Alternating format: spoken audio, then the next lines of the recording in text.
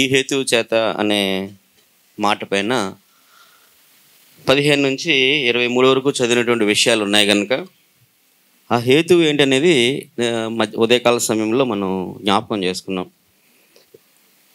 మనం కూడా మన దైనందిన బైబిల్ స్టడీస్లో లేక వ్యక్తిగత ధ్యానాల్లో ఒంటరిగా ఉండి చదువుకుంటున్నప్పుడు కొన్ని పదాలు మనకి తెలిస్తే బాగుంటుందని ఉద్దేశించి 3 నుంచి 14 వరకు ఉన్నటువంటి వాటిని పైన ఒకసారి మీకు చూపించాలని చెప్పి ఆలోచన చేస్తున్నాం. దయచేసి గమనించినట్లయితే యేసు అనేటువంటి పేరుకు ప్రభువు క్రీస్తు అనేటువంటివి జోడించడం అనేది కూడా ఒక జ్ఞానం. అది మీరు చూడండి, మొదటి వచనంలో 2 సార్లు ఏమని రాశారు? బైబిల్ ఉన్నవారు చెప్పండి. క్రీస్తు యేసు, క్రీస్తు యేసు. 3వ వచనంలో ప్రభు అయిన యేసు క్రీస్తు. యేసు అనేటువంటి పదానికి ముందు ప్రభు ఖచ్చితంగా ఉండవలసింది. ప్రభు అయిన యేసు క్రీస్తు. దీన్ని ఒక భక్తుడు ఇలా చెప్పుకొచ్చారనమాట. క్రీస్తు అనుభవం, యేసు అనుభవం, క్రీస్తు అనుభవం, ప్రభు అనుభవం అని గుర్తుంది కదండి. కనుక యేసు అనుభవం అంటే రక్షకుడు, క్రీస్తు అంటే ఒక పని కొరకు నియమించబడినవాడు, ఆయన నాకు ప్రభు అనేటువంటిది అనమాట. అన్ని అనుభవాల్లో మించిన అనుభవం ఏంటంటే ప్రభు అనుభవం. అంటే ఆయన నాకు ప్రభు, ఆయన చెప్పిందే చేస్తాననేది అనమాట. చాలామంది రక్షక అనుభవాలు ఉండిపోతారు, కొంతమంది నియమించబడిన పనులు చేస్తూ ఉండిపోతారు. ప్రభువుగా ఆయనను గుర్తించి ముందుకు కొనసాగేటువంటి వారు బహు తక్కువ మందిగా ఉంటారనేది ఒక భక్తుడు చాలా విశేషంగా చెప్తూ వచ్చుండేటువంటి వారు. కనుక అది మీరు అందరూ గుర్తించాలి. రాయబడినప్పుడు ప్రభు అయిన యేసుక్రీస్తు అని అంటే ఇంకా ఆయన పక్కా విశ్వాసం అని అర్థం అనమాట. ఎందుకు? ప్రభు అని మొదలు పెడుతున్నాడు అనమాట. కనుక యేసుక్రీస్తు యొక్క తండ్రి యొక్క దేవుడు. ఇక్కడ మనం పాత నిబంధన గ్రంథంలో వ్యక్తి పేరుతో దేవుణ్ణి కలిపి చెప్పడం చూస్తాం. అబ్రహాము దేవుడు, ఇస్సాకు దేవుడు, యాకోబు దేవుడు కదా, ఏలియా దేవుడు. ఇలాగా మనం కొందరి వ్యక్తిగత పేర్లతో దేవుణ్ణి కలిపి చెప్పినట్లుగా మనం చూస్తాం. కొత్త నిబంధనలో ఒక ప్రభువు తప్ప మరి ఎవరి దగ్గర దాన్ని వాడలేదన్నమాట. ప్రభువు దగ్గర మాత్రమే తండ్రి. ఇక్కడ మనం చదువుతున్నాం అనమాట, యేసుక్రీస్తు యొక్క తండ్రి యొక్క దేవుడు. యేసు ప్రభువుకే ఆ విషయాన్ని క్రొత్త నిబంధనలో వాడడం జరిగింది. పాత నిబంధనలు అయితే ఇంచుమించుగా 8 మందికి అలా వాడారు అని చెప్తారనమాట. కనుక ఇక్కడ మనం అది ఆయన క్రీస్తు తండ్రి యొక్క దేవుడు అనే మాట యేసుక్రీస్తు ప్రభు వారికి ఉపయోగించారు. మనకు కూడా ఉపయోగించవచ్చా లేదా చెప్పారు పొద్దున్న సమయంలో. మీ తండ్రి నా తండ్రి మీ తండ్రి అని. అంటే యేసు ప్రభు వారి ద్వారా మనందరికీ తండ్రి అయినటువంటి ఆ గొప్ప భాగ్యం కలిగిందని మనం ఈ 3వ వచనంలో సంగతిని చూడొచ్చు. ఆయన క్రీస్తునందు అని అన్నప్పుడు నిజానికి యేసు అనేటువంటి పేరు ఈ భూమి మీద అమర్చబడిన శరీరమునకు పెట్టబడింది అని అనొచ్చు అనమాట. ఈ మాట అర్థమవుతుంది అందరికీ? అమర్చబడిన శరీరం. నిజానికి దేవుడు మనందరి నిమిత్తమై మానవాళి పాప క్షమాపణ కొరకై శిలువ మీద బలియాగాన్ని చెయ్యాలి అని అంటే నీవు నాకు ఒక శరీరము అమర్చితివి అని వాడుతున్నారు. 10వ అధ్యాయం ఎబ్రీ పత్రికలో ఈ మాట మనం చదువుతాం. కనుక అమర్చబడిన శరీరానికి పెట్టబడిన పేరేంటి? యేసు. ఎందుకు అమర్చబడింది ఈ శరీరం అని అంటే పాప శరీరాకారముతో పంపి ధర్మశాస్త్ర సంబంధమైన నీతి విధి నెరవేర్చడం కొరకు ఆయనను పాప శరీరాకారముతో పంపి పాపమునకు శిక్ష విధించను. కనుక దేవుడు ఆ శిక్షను భరించడం కొరకు అమర్చబడిన శరీరంతో వచ్చారని చెప్పి ప్రశస్తమైన శరీరం అనమాట ఇది యాక్చువల్గా చెప్పాలంటే. కనుక యేసు అనేటువంటి పదం ఇక్కడ మనం ఇది 2వ లైన్ చదువుతున్నాను 3వ వచనంలో. ఆయన క్రీస్తునందు పరలోక విషయాలు. అయితే యేసు అనే పదం అమర్చబడిన శరీరానికి, క్రీస్తు అనేటువంటిది ఎప్పుడుది? పరలోకంలో ఉన్నటువంటిది అనమాట. కనుక పరలోకంలో క్రీస్తు అభిషిక్తుడిగా ఆయన దేని కొరకు? మనందరి కొరకై వధింపబడిన గొర్రె పిల్లగా లోక పాపములను మోసుకొని పోవు ఎక్కడ మేపారు అని అనుకుంటూ, ఎక్కడ మేపారు ఈ గొర్రెపిల్లని? అది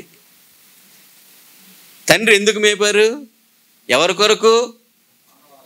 అది కనుక ఆ గొర్రెపిల్లగా ఆయనని అభిషేకం లేక ఆయనకు ఒక పని నియమించినప్పుడు, అభిషిక్తుడు అంటే నియమించబడినవాడు, ఒక పని కొరకు నియమించబడినవాడు. ఆయన నియమించబడ్డాడు, గొర్రెపిల్లగా నియమించబడ్డాడు అనమాట.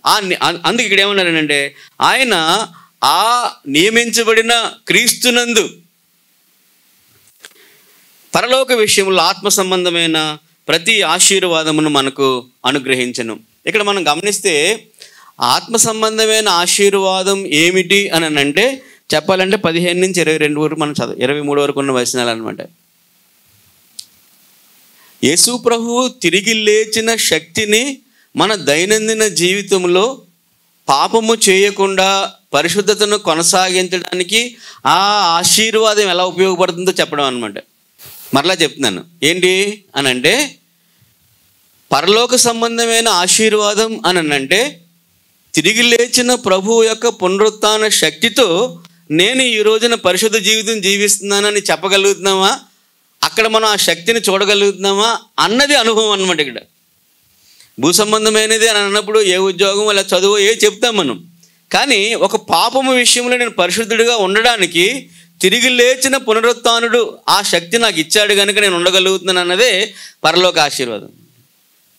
ఈ ఆశీర్వాదములు ఎన్ని మనకు ఇవ్వబడ్డాయో అవన్నీ కూడా ఈ భూమి మీద శ్రేష్టమైన పరిశుద్ధమైన జీవితాన్ని జీవించడం కొరకు ఏర్పాటు చేయబడ్డాయి అన్నమాట. మనం 15 నుంచి 22 వరకు 23 వరకు మనం చదివినప్పుడు ఆ పరలోకపు ఆశీర్వాదం ఏమిటనంటే మన కళ్ళు తెరవబడాలని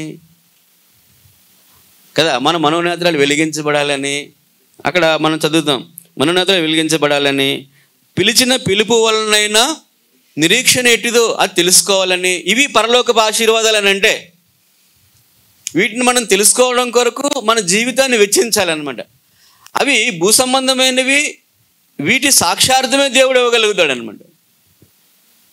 అది కనుక ప్రతి పరలోకపు ఆశీర్వాదం క్రీస్తునందు నియమించబడింది. అది మనకు ఆయన ఆత్మ సంబంధం ప్రతి ఆశీర్వాదం మనకు అనుగ్రహించని. ఎట్లనగా ఎందుకు ఇలా చేశారు అని అంటే తండ్రి సంకల్పం అని మనం అర్థం చేసుకున్నాం. అందులోనే తన ప్రియుని యందు ఎవరైనా ప్రభువైన యేసుక్రీస్తునందు, అది ఇదిగో ఈయన నా ప్రియ కుమారుడు. ఈయన పరలోకంలోనే ప్రియుడు కాదు, భూమి మీదకి వచ్చినప్పుడు కూడా ఈయన నా ప్రియ కుమారుడు. ఎప్పుడు అన్నారు ఈ మాట? ఎవరైనా చెప్పండి. అంటే ప్రభు యొక్క సేవకు ప్రారంభించబోతూ ఉంటుండగా ఆయన అంతవరకు జీవించిన జీవితం ఎలా ఉంది? ప్రియమైనదిగా ఉంది అని అర్థం. అది ప్రియమైన కుమారుడు అనమాట. కనుక ప్రియమైన ప్రియుని యందు ఇది తాను ఉచితముగా అని అన్నప్పుడు వెల ఎవరు చెల్లించాలి? ఇప్పుడు ఏదో ఉచితంగా ఇస్తున్నారని అంటున్నారే అనుకోండి కదా, ఉచితంగా నిద్రపోవచ్చు, ఉచితంగా లేవచ్చు, ఉచితంగా ఉండొచ్చు. ఉచితంగా అని అన్నప్పుడు ఎవరో ఒకళ్ళు దానికి ధర చెల్లించాలి కదా. ఎవరు చెల్లించకుండా ఎలాగేస్తారు? అయితే నేను ఉచితంగా ఇద్దాం అనుకుంటే మరి వెల ఎవరు చెల్లిస్తారు అని అంటే నా కుమారుడు ఉన్నాడు, నా చిత్తము నెరవేర్చడానికి నేను చెప్పినట్టుగా వదకు సిద్ధమైన గొర్రెవలే నా కుమారుడు ఉన్నాడు. నలుగు కొట్టితే ఏమీ సనగకుండా ఆయన చేతికి ఉండేటువంటి కుమారుడు ఉన్నాడు అనే విషయాన్ని మనం ఇక్కడ చూస్తాం. కాబట్టి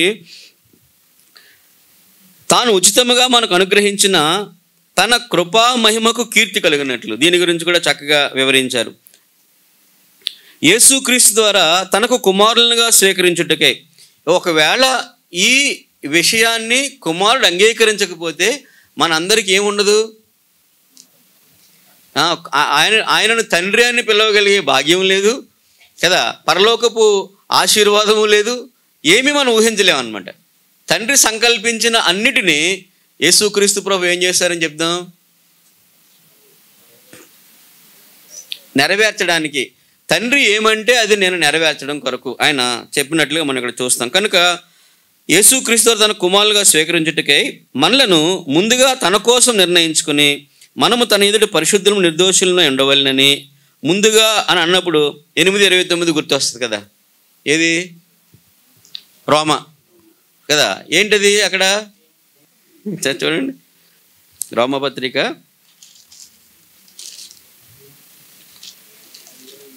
'ముందుగా నిర్ణయించుకోవడం' 29లో ఏమనుంది అని అంటే, ఎందుకనగా తన కుమారుడు అనేక సహోదరులలో జ్యేష్ఠుడగినట్లు. ఇప్పుడు మీరు చూడండి, ఎఫెసీ పత్రికలో ఆయన మొదటి కుమారుడు ఎవరు అని అంటే ఆయన జ్యేష్ఠుడు, ఆ వెనకతలో మనందరం అనమాట. మొన్న కూడా ఆదివారం మేము అంటే అంబాజీపేటలో జరిగిన మీటింగ్స్లో ఆయన ప్రథమ ఫలం అన్నారనమాట. పంటలో ప్రథమ ఫలము తర్వాత వచ్చే పంటను ఏ విధంగా అయితే తెలియజేస్తుందో ఆయన ప్రథమ ఫలముగా ఉన్నారనమాట. ఇక్కడ కూడా అంతే, ఆయన జ్యేష్ఠుడగినట్లు దేవుడు ఎవరిని ముందు ఎరిగెనో వారు తన కుమారునితో సారూప్యము గలవారొకటుకు వారిని ముందుగా నిర్ణయించను. ఇది చాలా విశేషమైన మాట. అందరికీ అర్థమైందండి ఇది. 28లో మనం ఆయన జ్యేష్ఠుడు, దేవుని కుమారుడు, దేవునికి ఇష్టమైనటువంటి వాడు, ఆయనతో సారూప్యం కావాలని, మనం కూడా సమానమైన సారూప్యం కావాలని. దీంట్లో మీకు అందరికీ విత్తువాని గురించిన ఉపమానం తెలుసు కదా, అది 30 అంతులు 60 అంతులు, వాక్యం 100 అంతులు అంటే ఎవరు? వాక్యం 100 అంతులు అంటే ఎవరు? వాక్యం ఎవరు? ప్రభు. 100 అంతులు అంటే ఎవరు? నువ్వు ఫలించగలవు అని అర్థం అనమాట. మనం ఫలించగలము అని అర్థం అనమాట. అది 100 అంతలుగా ఫలించాలనేటువంటిది దేవుని యొక్క ఆశ. నాలో ఆయన వాక్యం 100 అంతలు అవ్వాలి, అది ఓపికతో ఫలించాలని. కాబట్టి ఇక్కడ ఆయన సారూప్యం గలవారు వారు ముందుగా ఎవరిని ముందుగా నిర్ణయించను వారిని పిలిచెను. ఇక్కడ మనం దీనిని పిలుచుట అనే పదంకి వెనకతల 2, పిలుచుట అనే పదం తర్వాత 2 అనమాట. అన్నమాట అర్థమైందా? పిలుచుట అనే పదం దగ్గర మన అందరం కనపడుతున్నాం అనమాట ఇక్కడ. కానీ ఎవరిని పిలిచారు ఇక్కడ? ముందుగా ఎవరిని ఎరిగేనో నిర్ణయించుకుని పిలిచారనమాట. ఏదైతే నిర్ణయించుకున్నారో నిన్ను పిలిచారు కనుక ఇప్పుడు నిన్ను ఏం చేయాలి? నెక్స్ట్ రెండు పదాలు. కాబట్టి నిన్ను నీతిమంతులుగా, నిర్దోషులమును పరిశుద్ధులమునై ఉండవలెనని రోమపత్రికలో మనం చదువుతున్నాం. ఇవన్నీ ముందుగానే జరుగుతున్నాయి అన్నమాట. కనుక నీతిమంతులుగా చేయాలని అంటే ఏంటి నీతి అని అంటే యేసు ప్రభువు ద్వారా నీతిమంతులు అవడం అన్నమాట. ఆదాము ద్వారా పాపులం, యేసు ప్రభు వారి ద్వారా నీతిమంతులుగా తీర్చి ఇప్పుడు ఏం చేస్తారనమాట? మహింపరచాలనుకున్నారు. ఏ భేదం లేదు, అందరూ ఏం పొందలేకపోతున్నాం అని అంటే మహిమను దేవుడు మహిమపరచాలనుకున్నాడు అందరినీ. ఆ మహిమను మనం పొందలేకపోతున్నాం అనమాట. కాబట్టి ఇక్కడ మనం మొదటి అధ్యాయంలో ఆయన ముందుగా తన కోసం నిర్ణయించుకుని, చూడండి, తన ఎదుటి పరిశుద్ధులను నిర్దోషులను అంటే నీతిమంతులుగా తీర్చాలని, జగత్ పునాది వేయబడ మునిపే ప్రేమ చేత ఆయన క్రీస్తులో మనల్ని ఏర్పరచుకునేను.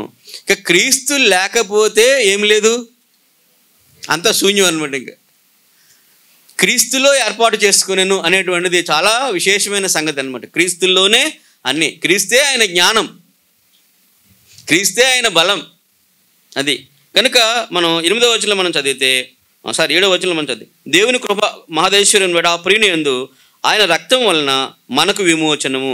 ముందు నిర్ణయించారు కదా, నిర్ణయించారు కనుక విమోచన వచ్చింది మనకి. విమోచనము మరియు అనగా మన అపరాధములకు, అంటే అక్కడ ఆల్రెడీ మనం నీతిమంతులుగా పైన నిర్దోషులను పరిశుద్ధులు అర్థం ఏంటి? దోషము పోవాలని, పరిశుద్ధులంటే మురికి పోవాలని ఆయన విమోచన, మా అపరాధములకు క్షమాపణ మనకిచ్చారు. కనుక 8లో కాలము సంపూర్ణమైనప్పుడు అనే పదం మన దేవుని విషయంలో చాలా ఇంపార్టెంట్ అనమాట. He has a calendar to do his work. అది ఆయనకు ఒక పట్టిక, అంటే కాల నియమం ఉందన్నమాట ఆయనకి. ఆ నియమ ప్రకారంగానే చేసుకుని వెళ్తారనమాట ఆయన. మనందరికీ తెలుసు ఇది పండుగల కాలం గురించి కనుక నియామక కాలములు ఇవే. ఎన్ని 20 ఎన్నో అధ్యాయం మొత్తం అన్ని పండుగలు ఏం తెలియజేస్తున్నాయి మనకి? ఆయన క్యాలెండర్ అనమాట. అది ఒకదాని తర్వాత ఒకటి ఎలా జరగాలో అవన్నీ ఏర్పాటు చేసి ఉంచారనమాట. అందులో ప్రథమ ఫలం క్రీస్తు. ఆదివారం ప్రమేయం 23లో ఉందని తెలుసా? ఆదివారం గురించి 23 లేవీకాండంలో ఉందని తెలుసా తెలీదా? 23 అధ్యాయం ఒకసారి తీయండి, చూపిస్తాను అది కూడా. లేవీకాండం 23 అధ్యాయం ప్రథమ ఫల అర్పణలో మనం చూస్తే కనుక 9వ వచనంలో మనం చదివితే, నీ ఇశ్రాయేలీయులము నేను మీకు ఇచ్చుచున్న దేశమునకు మీరు వచ్చి దాని పంటను కోయినప్పుడు మీ మొదటి పంటలో ఒక పనను యాజకుని వద్దకు తేవలను. యెహోవా మిమ్మల్ని అంగీకరించినట్లు అతడు యెహోవా సన్నిధిని ఆ పనను విశ్రాంతి మరుదినం అంటే అది. సో తీసుకొచ్చిన పన ఎప్పుడు అంటే చనిపోయి తిరిగి లేచిన దానికి గుర్తు ఏంటి? ఈ పన. కనుక చనిపోయి తిరిగి లేచినటువంటి గుర్తుగా ఉన్న పనను యాజకుడి దగ్గరికి విశ్రాంతి దినం దాటిన తర్వాత తీసుకురావాలి. కాబట్టి అది ఎప్పుడు యేసుప్రభు ఎప్పుడు తిరిగి లేచారు? దానికి సాదృశ్యం అనమాట ఇది. నియామక కాలంలో ఉన్నటువంటి క్యాలెండర్గా మనం దీన్ని కనుక ఆలోచన చేసినట్లయితే, మరలా పెంతెకొస్తు ఎప్పుడు వచ్చింది?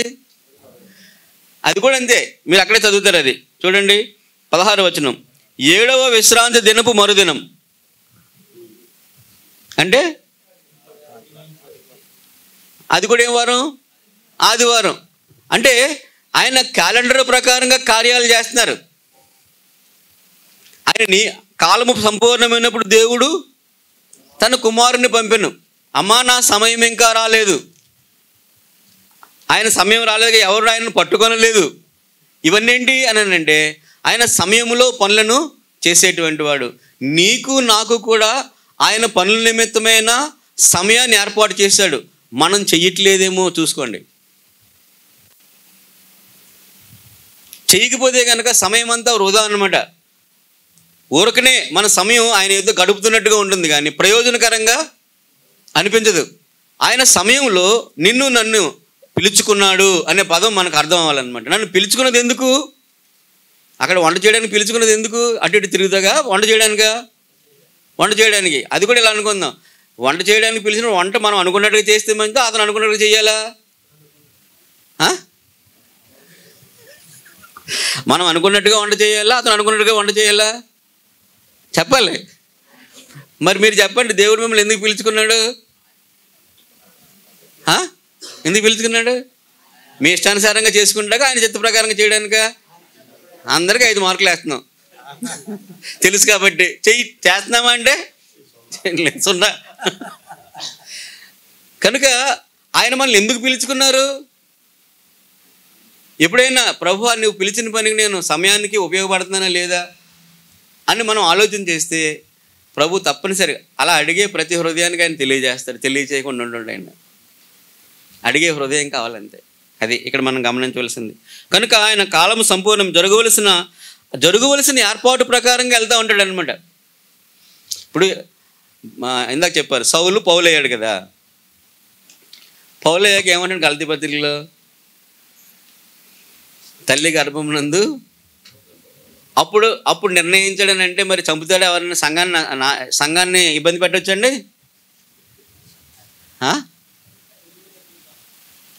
సంఘాన్ని ఇబ్బంది పెట్టవచ్చా? గలతీ పత్రిక పక్కనే ఉంది చూడండి, 1వ అధ్యాయం 15వ వచనం.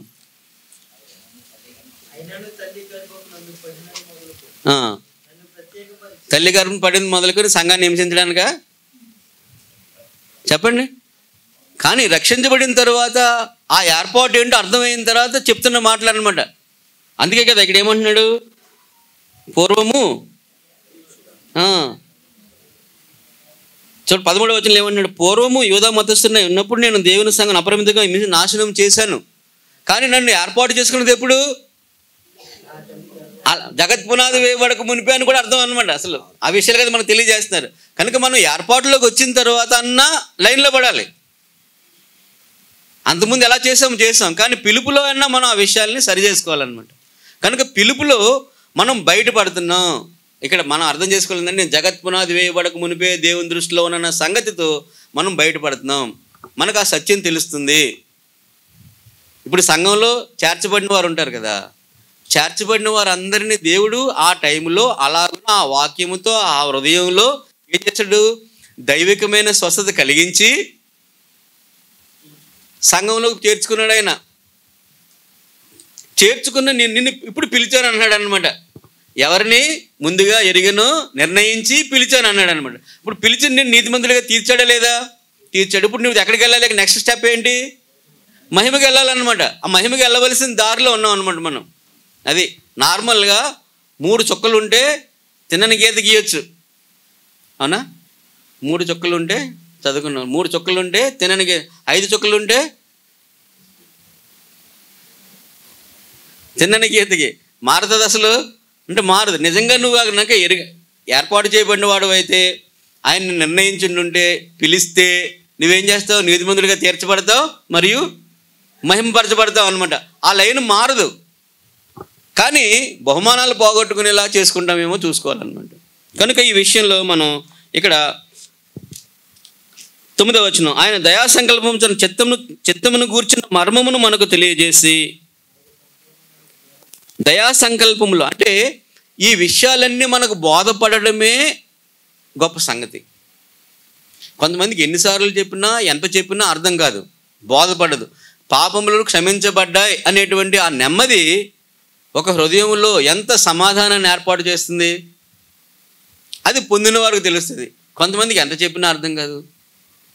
దీన్నే మనం ఏమనొచ్చానంటే ఒక్క మాటలో కృప అని అనొచ్చండి. మనం సమాధానం కలిగిన వాడు కృప పొందినవాడు, సమాధానం పొందిన ఇంకా పొందలేదన్నమాట. ఇది మనం 9వ వచనంలో మనం చదువుతాం. కనుక మనకు సంపూర్ణమైన జ్ఞాన వివేచన కలుగుటకు ఆ కృపను మన ఎడల విస్తరింపచేసెను. అంటే ఒక అంశంతోనే కృప ఆగిపోదన్నమాట. ఇదేం కృప ఏం చేస్తూ ఉంటుంది మనకనంటే, కృప మనకు బోధిస్తూ ఉంటుంది. కృప వెంబడి కృప మనకేం తెలియజేస్తుంటుంది? ఆయనను గురించిన జ్ఞానాన్ని కలుగజేస్తుంది. కనుక 10వ వచనంలో మనం చదువుతున్నాం, ఈ సంకల్పం బట్టి ఆయన పరలోకంలో ఉన్నవి కానీ భూమి మీద ఉన్నవి సమస్తమును క్రీస్తునందు ఏకంగా సమకూర్చవలనని తనలో దాన్ని నిర్ణయించుకున్న సంఘంలో మనం కలిసి ఉండం. ఏమేం కలపాలనుకుంటున్నాడు ఆయన?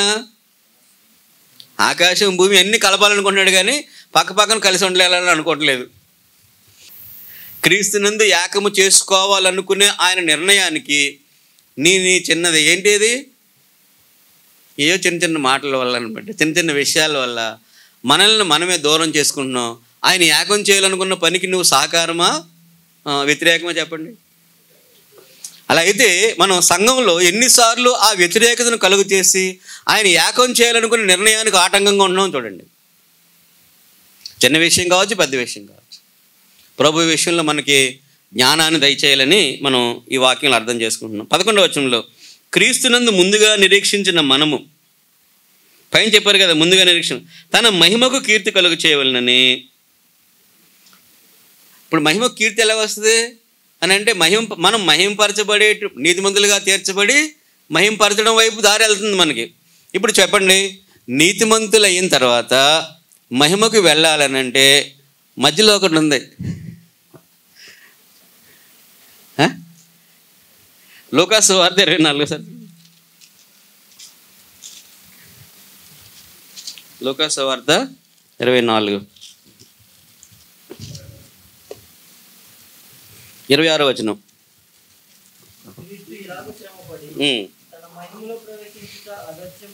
ఏం కావాలి మధ్యలో?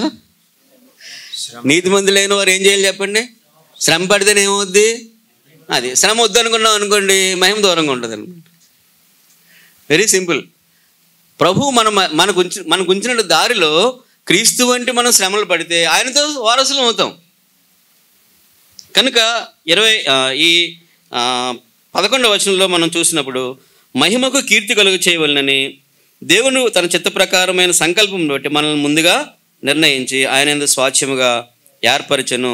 లేక కింద చదువుతో 2 అంకి వేసి మనకొక స్వాచ్యం ఏర్పరచను. మనం స్వాచ్యంగా ఏర్పడినట్టుగా ఉంది. అది ఆయన చిత్తానుసారం వచ్చేసి నిర్ణయం చొప్పున సమస్త కార్యములను జరిగించున్నాడు. దీనికి మనం వ్యతిరేకంగా వెళ్ళకూడదు అని అర్థం.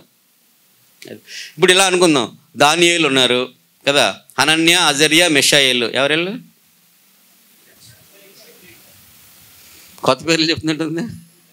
హనన్య, అజర్యా, మిషాయేలు. ఎవరండి వీళ్ళు? షడ్రక్, మేషక్, అబేద్నెగో వాళ్ళు. వాళ్ళ దేశం వెళ్ళగానే క్రైస్తవ పేరా తీసే నా పేరు ఎడతాను అన్నాడంట. బెల్తషాజర్ అని పేరు పెట్టారు. ఎందుకు? వాళ్ళు దేవత పేరు పెట్టుకున్నారు. చూడండి అంత బానిసత్వం చూడండి అక్కడ. మీకు అంటే మనం ఆలోచన చేయట్లేదు, కానీ అక్కడ వెళ్ళగానే నీ పేరు పలానా అని అన్నారనుకోండి, తీసే ఆ పేరు తీసే, మా ఊర్లో పేరెట్టుకో అన్నాడు అనమాట. పేరును కూడా తీసేసే అంత అధికారంతో వాళ్ళు ఉంటే ఆ అధికారం కింద వాళ్ళు పనిచేశారనమాట కదా. ఇప్పుడు వీళ్ళు ఏం తప్పు చేశారని తీసుకెళ్ళారు అక్కడికి? ఎవరు? దానియేలు, పోనీ షడ్రకు మేషకు అబేద్నెగో వాళ్ళు ఏం తప్పు చేస్తే వెళ్ళారు? వాళ్ళు చేశారా? వాళ్ళతో పాటు ఉన్న వాళ్ళు చేశారా? మరి వీళ్ళు కూడా వెళ్ళారా లేదా? దానియేలు వెళ్ళాడా లేదా చెప్పండి? వెళ్ళాడు. అక్కడికి వెళ్ళిన తర్వాత ఎందుకు ప్రభు నేను ఏమీ తప్పు చేయలేదు, ఇలా తీసుకొచ్చేసావు అన్నాడు ఎప్పుడన్నా? అనలేదు. ఎందుకు అనలేదు అని అంటే ఆయన చిత్తం నెరిగిన వారు. ఈ సమయంలో మేము ఇక్కడ ఉండాలి అంతే. ఇంకా ఈ సమయంలో దేవుని చిత్తం ఇలా నెరవేరాలి, మా ద్వారా నెరవేరాలి, అందుకు మేము ఏమాత్రం ఆటంకం చెప్పము అన్నారు. అందుకు ఏమైంది? వారు అలా నిలబడ్డారు కనుక వీరు దేవుడు పూజార్హుడు అన్నారు. ఎవరైతే చుట్టూ ఉండే పరిస్థితులన్నీ వారికి అనుకూలంగా ఉన్నాయా? లేవు. కానీ దేవుని చిత్తాన్ని వారు ఏం చేశారు అని అంటే శిరసా వహించారు. మేము ఎక్కడున్నా ఏం చేయాలనుకున్నారు? ఆ చిత్త ప్రకారంగా, ఆయన సంకల్ప ప్రకారంగా మమ్మల్ని ఎందుకు పిలిచారు, ఈ తరములు ఎందుకు పిలిచారు, దాని కొరకు ఉండాలనుకున్నారు అంతే. దానివల్ల ఏం జరిగింది? దేవుడు మహిమ. ఈ రోజున కూడా ఎందుకు పిలిచాడు నిన్ను సంఘంలో అని అంటే శ్రమ పడడం ద్వారా ఆయన మహిమ ఏంటో చూపించాలని ఇక్కడ పడితే చిన్నవాటికి పెద్దవాటికి అన్నిటికీ మనం ఏం చేస్తున్నానంటే లోకానికి, శరీరానికి, సాతానికి లొంగిపోతున్నాం. అక్కడ మనం చాలా సంఘం యొక్క మహిమను కోల్పోయేలా చేయడానికి గల కారణం ఎవరు? కనుక ఈ విషయాలు మనం ఇక్కడ చూస్తున్నాం అనమాట. మీరు సత్యవాక్యం అనగా మీ రక్షణ సువార్తను విని క్రీస్తునందు విశ్వాసం ఉంచి వాగ్దానం చేయబడిన ఆత్మ చేత ముద్రింపబడితిరి. ఇది మన హృదయాలకు గోచరమైంది. పరిశుద్ధాత్మ ద్వారా పాపులమని ఒప్పుకున్నాం. ఆ విధంగా మనకి ముద్ర వేయబడడం జరిగింది. కనుక దేవుని మహిమకు కీర్తి కలుగుటకై ఆయన సంపాదించుకునిన లేక సొత్తైన ప్రజలకు విమోచనము కలుగు నిమిత్తము ఈ ఆత్మ మన స్వాచ్యమునకు సంచకరువుగా ఉన్నాడు అని మనకు చెప్పి, ఈ హేతువు చేత మనందరం కూడా రక్షించబడి విమోచన కొరకు ఎదురు చూస్తూ ఉన్నాం కనుక ఈ హేతువు చేత నేను ఒక ప్రార్థన చేస్తున్నాను అన్నాడు అనమాట. ఎవరు? పౌలు అనమాట. అందులో ఆ ప్రార్థనలో రెండు మూలమైన అంశాలు చూడండి. తెలుసుకొనవలెనని, తెలుసుకొనుట యందు అనే పదాలు రెండు మనకి 19 తర్వాత కనబడుతున్నాయి. 4-5 లైన్లు ఎప్పుడో ఉందండి. ఒకటి తెలుసుకొనవలెనని, రెండు తెలుసుకొనుట యందు. మొదటిది తెలుసుకొనవలెనని. ఏమి తెలుసుకొనవలెనని? ఏమి తెలుసుకొనవలెనని అని అంటే చూడండి, మొట్టమొదటిగా 17వ వచనంలో మనం చదివితే కనుక ఆయన కృతజ్ఞతలు చెల్లిస్తూ మీ మనోనేత్రములు వెలిగింపబడినందున అని అన్నట్టుగా చెప్తాను కదండి. బయట నేత్రాలే పడుకున్నాయి, మనోనేత్రాలు ఎలా ఉన్నాయో. బయట నేత్రాలు పడుకున్నాయి, మనోనేత్రాలు ఎలా ఉన్నాయి? నిద్రపోతుంది. మనోనేత్రాలు ఎక్కడుంటాయో చెప్పాలి. ఇవి పరలోకపు ఆశీర్వాదాన్ని గ్రహించే నేత్రాలు. ప్రతి పరలోకపు ఆశీర్వాదం దయచేశారంటే ఏంటి ఆశీర్వాదం? మీరు పాపాలు క్షమించబడ్డా అనేది ఆశీర్వాదమా కాదా? 10 కోట్ల ఆశీర్వాదమా? చెప్పండి. ఇది తెలుసుకోవడానికి తెరవబడిన మనోనేత్రాలు కావాలి. ఈ విషయం అర్థం కావాలని అంటే కదా. లేకపోతే ఏమి ఎన్నుకుంటాం మనం? డబ్బులు ఎన్నుకోవాల్సినటువంటిది పాపాల క్షమాపణ దగ్గరికి వస్తున్నాం మనం. నీకు పాప క్షమాపణ కావాలా, డబ్బులు కావాలా అని అడిగితే లోకం ఏం చెప్తుంది చెప్పండి? మనం ఏం చెప్తాం? పాప క్షమాపణ కావాలి అని మన దిశను ఏర్పాటు చేసుకుంటున్నాం. నరకానికి వెళ్లకుండా పరలోకానికి వెళ్ళే యేసు ప్రభు మార్గంలోనికి మనం నిర్ణయించబడిన విషయాలు ఎన్నుకుంటున్నాం అనమాట. ఇది ఇలా మాట్లాడడం గల కారణం ఏంటనుకుంటున్నారు చెప్పండి? మీరు ఇలా ఎందుకు అనగలుగుతున్నాం మనం అంటే జగత్ పునాది వేయబడక మునిపే క్రీస్తులో మనల్ని ఆయన ఏర్పాటు చేసుకున్నాడు గనుక అని అర్థం అనమాట మనం. కనుక ఆయన ఏం చెప్తున్నారనంటే మనోనేత్రాలు వెలిగింపబడినందున ఇప్పుడు 3 అంశాలు చెప్తున్నారు. ఎట్టిదో ఎట్టిదో ఎట్టిదో. ఏంటి 3 అంశాలు? పిలిచిన పిలుపు వలనైనా నిరీక్షణ ఎట్టిదో. మిమ్మల్ని పిలిచింది ఎందుకు చెప్తారా? మిమ్మల్ని అందరిని ఎందుకు పిలిచారు ఇప్పుడు అని అంటే ఈ నిరీక్షణ అనగా రాకడకు ఎత్తబడుట.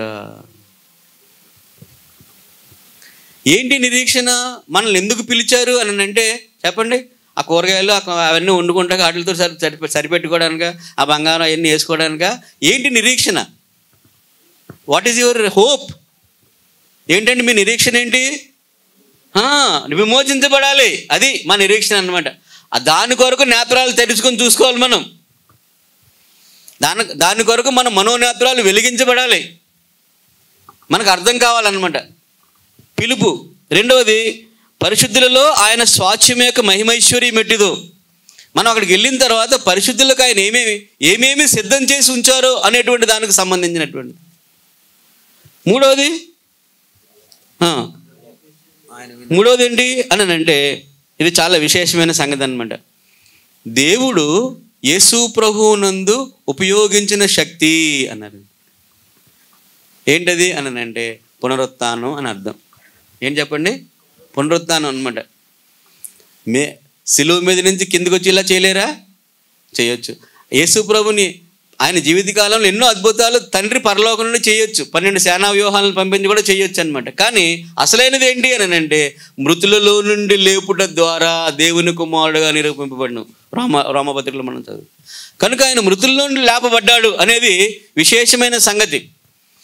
ఆ శక్తి ఈ రోజున నీవు నేను దైనందిన జీవితంలో వినియోగించగలవా లేదా? ఇదే పరలోకపు ఆశీర్వాదం. తిరిగి లేచిన ప్రభు ద్వారా నేను పాపము చేయకుండా ఉండగలనా లేదా?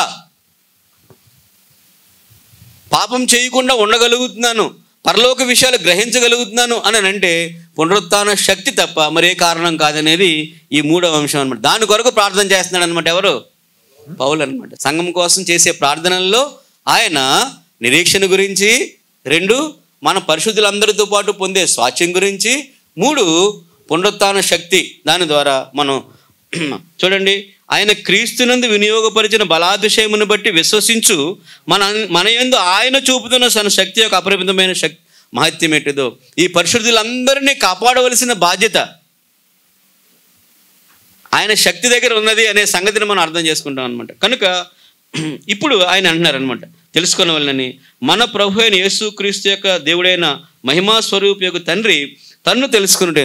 ఏ సమయంలోనైనా యేసుక్రీస్తు ప్రభు పరలోకపు తండ్రికి దూరంగా ఉన్నారని చెప్పొచ్చా? అనొచ్చు. అసలు ఎక్కడా లేదు, అవకాశం లేదనమాట. ఒక సిలువ మీద మాత్రమే నా దేవా నా దేవా నన్ను ఎలా చెయ్యి విడిచితివి అనేటువంటి సందర్భాన్ని చూస్తే ఆయన చెయ్యి విడిచిపెట్టి ఎవరు చేయి పట్టుకున్నారు చెప్పండి? మన చేయి పట్టుకున్నాడు అనమాట. ఆయన నా పాపాలన్నీ ఆయన మీద పెట్టబట్టి ఆయన చెయ్యి వదిలినట్టుగా అనిపిస్తుంది అనమాట. ఇక్కడ రెండవ అంశం ఏంటంటే ప్రభు అయిన యేసుక్రీస్తు యొక్క దేవుడైన మహిమా స్వరూపి యొక్క తండ్రిని మనం తన్ను తెలుసుకున్నట్టు ఎందు కుమారుడు తండ్రి ఎంత చక్కగా ఉండగలిగారు, ఒకరిని గురించి ఒకరు ఎంత బాగా ఎరిగి ఉన్నారు, అలాగూ మనం కూడా ఎరిగి ఉండాలన్నది, అలా తెలుసుకోవడం అనేటువంటిది మన యందు జరగాలనేటువంటిది, దానికి కావలసిన జ్ఞానము ప్రత్యక్షత గల మనసు అనుగ్రహించినట్లు నేను నా ప్రార్థన మిమ్మల్ని గురించి విజ్ఞాపనము చేయుచున్నాను అని అపోస్తలుడైన పౌలు సంఘాన్ని గురించి ప్రార్థన చేస్తున్నారనమాట. ఈ ప్రార్థన ఎంత అమూల్యంగా ఉందో చూడండి. చెప్దాం. అసలు 3 అంశాలు చెప్తారా? 3 ఒకటిగాను దేవుని తెలుసుకోవడంలోను. 3 ఒకటి ఏంటంటే మనందరం పరిశుద్ధాత్మ చేత ముద్రించబడిన వారంగా ఉన్నాం విమోచన కొరకు. ఏంటది అని అంటే బోరధ్వని అలా రాగానే మనందరం ఎక్కడ కూర్చుంటామా? ఎత్తపడతామా? మనందరం ఎక్కడ కూర్చుంటాం అని అంటే మార్పు చెందుతాం. కనురెప్పపాటులో మనందరం మార్పు చెందుతాం, ఆకాశ మండలాన్ని కొనుపోబడతాం. ఆ నిరీక్షణతో పిలిచింది, అందుకే ఇక్కడ ఉంటామని కాదు, పిలిచింది అందుకే అనమాట. ఆ పిలుపు యొక్క గొప్పతనం, ఆ పిలుపు యొక్క నిరీక్షణ ఎట్టిదో పరిశుద్ధుల్లో కలిగే స్వాస్థ్యంలో మనవంతు అలాగనమాట. 3వదిగా మనం ఆయన పునరుత్థాన శక్తిని దైనందిన జీవితంలో అనుభవించడం. అంతేకాదు తండ్రి కుమారుల మధ్యలో ఉన్నటువంటి ఆ జ్ఞాన అవగాహన మన యందు సంపూర్ణం అవడం కొరకు మన జ్ఞానమును ప్రత్యక్షత గల మనస్సు అనుగ్రహించినట్లు నేను నా ప్రార్థనలో యందు మిమ్మల్ని గూర్చి విజ్ఞాపనం చేస్తున్నాను. 20వ వచనంలో మనం చదివితే ఆయన బలాతిశయము చేత, ఏ బలాతిశయము? 19 మధ్యలో రాశారు కదా, వినియోగపరిచిన బలాతిశయము. ఆ బలాతిశయము చేత క్రీస్తును మృతుల్లో నుండి లేపి, అది సమస్తమైన ఆధిపత్యము కంటేను, అధికారం కంటేను, శక్తి కంటేను, ప్రభుత్వం కంటేను, ఏ యుగమందు మాత్రమే గాక రాబో యుగమందును పేరు పొందిన ప్రతి నామము కంటేను ఎంతో హెచ్చుగా పరలోకమునందు ఆయనను తన కుడిపార్శ్వమున కూర్చుండబెట్టుకొని ఉన్నాడు. కనుక యేసుక్రీస్తు ప్రభు మృతుల్లో నుండి లేపబడి ఎంత ఆధిక్యతనిచ్చారు. ఫిలిప్పీ పత్రికలో అదే చదువుతాం. ఎంత ఆధిక్యతనిచ్చారు, అంత కిందకి దిగారు. అంత ఆధిక్యతనైనా ఈ రోజున పరలోకంలో ముద్రలు విప్పడానికి ఎవరో లేరనంటే ఎవరున్నారంటే అక్కడ వధింపబడిన గొర్రెపిల్ల. అది వధింపబడిన గొర్రెపిల్ల పరలోకంలో మనం 5వ అధ్యాయంలో మనం చదువుతాం ప్రకటన గ్రంథంలో అనమాట. కనుక మనం 27వ వచనంతో కూర్చుండబెట్టుకుని ఉన్నాడు. అప్పుడు ఆయన సమస్తమును ఆయన పాదముల క్రింద ఉంచి సమస్తము పైన ఆయన సంఘమునకు శిరస్సుగా నియమించను. ఆ సంఘం ఆయన శరీరము, సమస్తమును పూర్తిగా నింపుచున్నవాని సంపూర్ణత అయి ఉన్నది. అట్టి గంభీరమైనటువంటి ఆశీర్వాదములు పొందినటువంటి సంఘము ప్రభు అయిన యేసునందు విశ్వాసం ఉంచినటువంటి ఆ స్థితిని బట్టి, అదే సమయంలో పరిశుద్ధులందరి ఎడల వారు చూపుచున్నటువంటి ప్రేమ, విశ్వాసం అన్నది మనకు 4వ పెట్టి కింద ఫుట్ నోట్లో చూస్తే ప్రేమను బట్టి, విశ్వాసము ద్వారా ప్రేమ వారు చూపుతున్నారు. దానిని గురించి నేను విన్నప్పటి నుండి మీ విషయమై మానక దేవునికి కృతజ్ఞతాస్తుతులు చెల్లించుచున్నాను అంటున్నాడు. దేవుని వలన కలిగే ఆ ఆశీర్వాదములు, దీవెనను బట్టి ఒకరు దేవునికి కృతజ్ఞులై ఉండుట, కృతజ్ఞత చెల్లించుట అనేది ఇందులో మనం గమనించే వారంగా ఉంటున్నాం.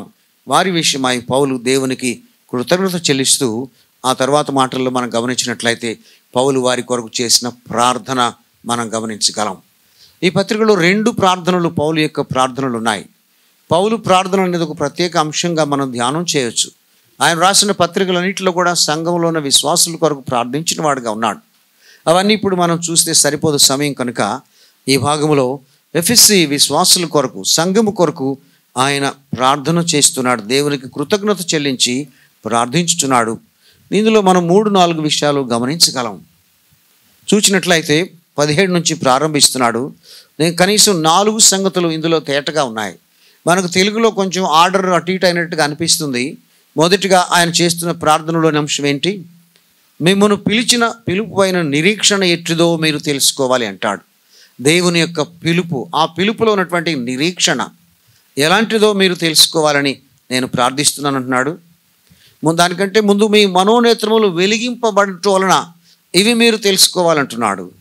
తర్వాత పరిశుద్ధులలో ఆయన స్వాస్థ్యం యొక్క మహిమైశ్వరం ఏంటిదో మీరు తెలుసుకోవాలంటున్నాడు. మూడవదిగా ఆయన క్రీస్తునందు వినియోగపరిచిన బలాతిశయమును బట్టి విశ్వసించుమని యందు ఆయన చూపుచున్న తన శక్తి యొక్క అపరిమితమైన మహాత్మ్యం ఎట్టుదో మీరు తెలుసుకోవాలి అంటున్నాడు. మనకు తెలుగులో చివరిలో ఉంది, వాస్తవానికి అది ఇంగ్లీష్ బైబిల్స్లో ముందే ఉంది. అది నేను అనుకుంటున్నాను అది ఎంతో ప్రాముఖ్యమైంది. అదే ప్రథమమైనటువంటిది. ఏదేంటి? దేవుని తెలుసుకునేది. To know God. మొదట దేవుని తెలుసుకునేది. నేను అనుకుంటున్నాను, అందుకే పౌలు అన్నాడు నేను ఆయనను ఎరుగు నిమిత్తము అంటాడు కదండి ఫిలిప్పీ పత్రికలో. అది ఆయన గురి, ఆయన ఎయిమ్. ఒక భక్తుడు అన్నాడు to know God increasingly is sanctification అని. దేవుని గురించి ఎక్కువగా తెలుసుకున్నట్టు వలన ఆయన పట్ల మనకు గౌరవం పెరుగుతుంది, మనకు హృదయంలో భీతి కూడా కలుగుతుంది. అది పరిశుద్ధతకు దారి తీసేదిగా ఉంటుంది. To know God increasingly is sanctification. To know God perfectly is glorification అంటాడు ఒక భక్తుడు. దేవుని ఎక్కువగా తెలుసుకునే ఆ అవసరం మనకు ఎంతో, ఎందుకంటే దీవెనలన్నీ ఆయన దగ్గర నుంచి వస్తున్నాయి. ఆయన మనసు మనం గ్రహించాలి, ఆయన శక్తి మనం గ్రహించాలి, ఆయన మన పట్ల చూపుతున్నటువంటి ఆ దీవెనల వెనుక ఉన్నటువంటి ఆలోచన మనం ఎరిగే వారంగా, గుర్తించే వారంగా, తెలుసుకునే వారంగా ఉండాలి. ఆయనను గురించి తెలుసుకునేది ప్రాముఖ్యమైనటువంటి విషయం. ఆయనను గురించి మీరు తెలుసుకున్నటకు ఆయన ప్రార్థన చూడండి ఏమంటున్నాడు? జ్ఞానమును ప్రత్యక్షత గల మనస్సును మీరు పొందునట్లు లేక మీకు అనుగ్రహించున్నట్లు అంటున్నాడు. దేవుని తెలుసుకునే విషయమై మొదటిగా వారి కొరకు ప్రార్థన చేస్తున్నాడు ఆయన. రెండవదిగా ఆయనను గురించి తెలుసుకున్నప్పుడు ఆయన పిలుపు ఎలాంటిదో, దాని ప్రభావం ఏమిటో, అది ఎంత గంభీరమైందో, ఆ పిలుపు వెనుక ఉన్నటువంటి మరి ఆయన ఉద్దేశం ఏమిటో మనం గుర్తించుతూ ఉండగా కదండి ఆయన పిలుపు వలన కలుగుతుంది నిరీక్షణ. తద్వారా కలిగే నిరీక్షణ, ఆయన ఇచ్చే ఆ గొప్ప నిరీక్షణ దేని కొరకు మనం ఎదురు చూస్తున్నామో దానిని గ్రహించే విషయంలో ఆ పిలుపును గూర్చినటువంటి గ్రహింపు మనకు సహాయపడేదిగా ఉన్నది. ఎప్పుడంటే మొదటగా దేవుని గురించి తెలుసుకున్నప్పుడు, ఆయన జ్ఞానములో ఎదిగినప్పుడు.